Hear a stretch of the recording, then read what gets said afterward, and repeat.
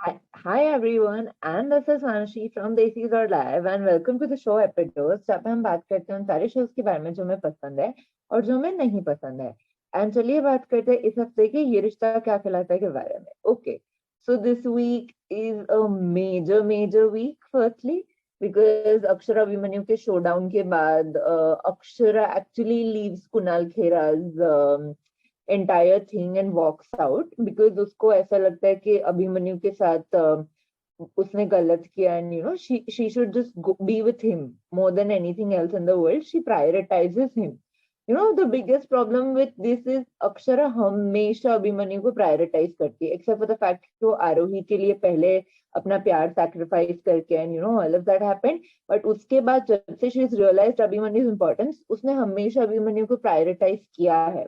And Kunal खेरा के उससे बाहर निकल के भी इन स्पाइट ऑफ नोइंग कि कुणाल खेरा किसी भी हद तक जा सकता है to tamper their relationship and to just make everything bad for Kairav and Akshara, वो फिर भी चली गई उधर से. She took up the evidence and वो अभिमन्यु के घर, मतलब imagine the level of trust Akshara Goenka Akshara has on Abhimanyu, and वो उसके घर में जाके एविडेंस छुपा देती है. ऑफ कोर्स अब उसको नहीं पता है कि Mahima is going to tamper with the evidence या एनीथिंग, बट फिर भी वो जाके कर देती है. अभी लॉजिक यहाँ ये भी आता है कि अगर उसके पास एविडेंस था तो सबसे पहले पुलिस स्टेशन जाके कायरो को छुड़वा लेती ना, फिर अभिमन्यु के पास चली जाती जहाँ इतना लेट किया.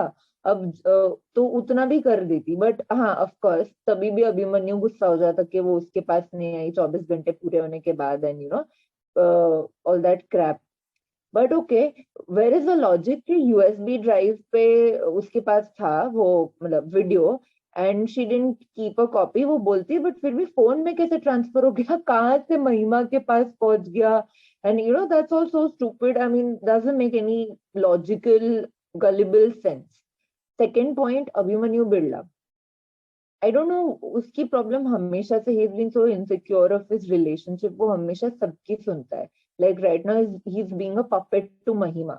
महिमा जो बोल रही है वो सब कर रहा है because Abhimanyu doesn't have Manjari to talk to, right, because वो कोमा में है. But what about his own logic, what about his own sense. जब अक्षरा आके उसको कन्फ्रंट करती है कि तुमने अपने ईगो के लिए, I me myself, the whole dialogue that's so true because Abhimanyu ने कभी अक्षरा का सोचा ही नहीं. ही वाज जस्ट अबाउट कि मेरा प्यार, मेरी तकलीफ, मेरा ये मेरा वो. बट अक्षरा भी तो थी ना. 1 साल तक वो अकेले रही थी. अभिमन्यु ने कभी उसे नहीं पूछा कि वो क्या कर रही थी, किस हाल में थी, कैसे उसने पूरे 1 साल मैनेज किया, एंड उसके हाथ के लिए ये सब किया. अब मिम्मी जाके उसको बता देगी तो वो of course he will be in guilt and वो उसको रोक लेता है. But of course what about the fact कि अक्षरा कैसे ट्रस्ट करेगी अभिमन्यु को. I mean a guy who doesn't even trust her enough. उसको पता है कि अक्षरा अगर उसकी रूम में एविडेंस छोड़ के गई है एंड वो नहीं है तो दैट मीन्स कि अक्षरा गई थी उधर.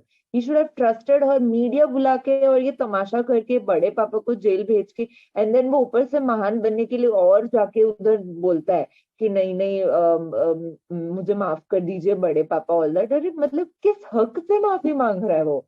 उसको उसने अरेस्ट करवा लिया मनीष को एंड कायरव को भी, मतलब. एंड इस सब में आई रियली वांट कि अनीशा का सच बाहर आए, that she was a cheater and she wanted to two time main.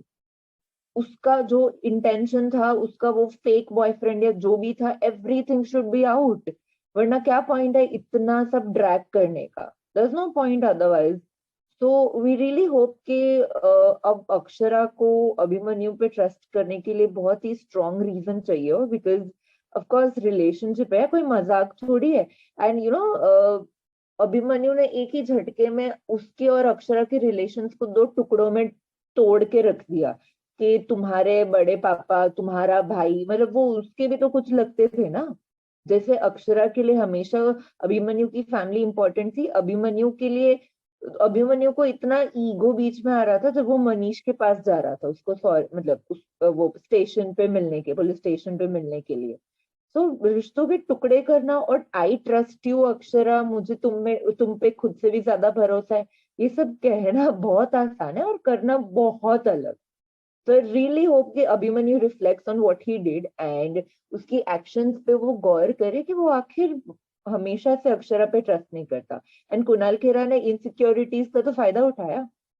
उसने तो झूठ बोल दिया कि अक्षरा ने ऐसा किया एंड कायरव को छुपाने के लिए फेक वीजा बनवाया and all of that, but where is Abhimanyu's trust on Akshara is a real question here. The storyline mainly lacks logic because Kairav उसी जगह पे आके छुप रहा है जहाँ पे उसकी most chances है वापस ढूंढने के, एंड वो जेल से फरार हो गया था, which is really wrong. And instead of proving him innocent या proving Kairav guilty, whatever it is, किसी भी गुनाह को साबित करने के लिए सबूत चाहिए, चाहे वो उसको इनोसेंट प्रूव करने की हो या फिर उसको गिल्टी प्रूव करने के लिए हो। बट यहाँ पे तो एविडेंस ही नहीं है, मतलब what are the evidences that they have to prove that Kairav is guilty, और what are the evidences that they have to prove Kairav innocent. And evidences के साथ ना टैम्परिंग, फिर ये पूरा Kunal Khera whole drama that happened and no logical reasoning for why it happened, and it's so really illogical. I mean, इतना बड़ा अगर पूरा सिनेरियो डेवलप किया तो where's the core crux logic behind everything that happened? you know as audiences we really want logic to everything that's been shown and thrown our faces. Like हमेशा हमें पता होना चाहिए कि ये ऐसा क्यों हुआ, और फिर ही हम रेजोनेट कर पाएंगे ना किसी भी मतलब प्लॉट से, वरना तो क्या ही कैसे हम रेजोनेट करेंगे. So we really hope that writers prevail logic and show us the really progressive storyline in terms of Abhimanyu and Akshara's life further. Till then, stay tuned to Desis.live for more such content. Thank you.